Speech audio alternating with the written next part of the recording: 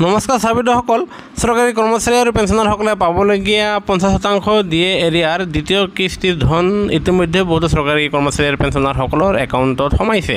হয় ছাৰবিদসকল, আপোনালোকে ঠিকেই শুনিছে। আমি পোৱা তথ্যৰ ভিত্তিত বহুতো চৰকাৰী কৰ্মচাৰী আৰু পেঞ্চনাৰসকলে আপোনালোকৰ যেতিয়া মুৰ্গী বোনাছ 50% হৈছিল, তেতিয়া আপোনাৰ জানুৱাৰী আৰু ফেব্ৰুৱাৰী মাহৰ 2 মাহৰ দুটা এৰিয়াৰ দুটা কিস্তিত দিবলৈ কোৱা হৈছিল, আৰু যাৰ ফলত আপোনালোকৰ এই ফেব্ৰুৱাৰী মাহৰ এৰিয়াৰৰ টকাখিনি ইতিমধ্যে আপোনাৰ জুলাই মাহৰ দৰমহাৰ সৈতে আপোনাৰ বহুতো চৰকাৰী কৰ্মচাৰী আৰু পেঞ্চনাৰসকলে লাভ কৰিছে।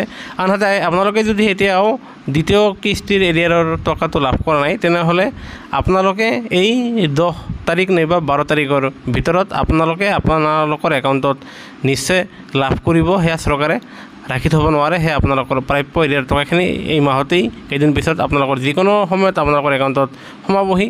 সেয়েহে গুৰুত্বপূৰ্ণ ভিডিঅ'টো নিশ্চয় এটা লাইক দিব। আনহাতে চৰকাৰী কৰ্মচাৰী আৰু পেঞ্চনাৰসকলৰ সৈতে জড়িত প্ৰতিটো খবৰ তথ্য সকলো আমাৰ চেনেলটো ছাবস্ক্ৰাইব কৰিবলৈ নাপাহৰিব। ভিডিঅ'টো চাবৰ বাবে ধন্যবাদ। জয় অসম।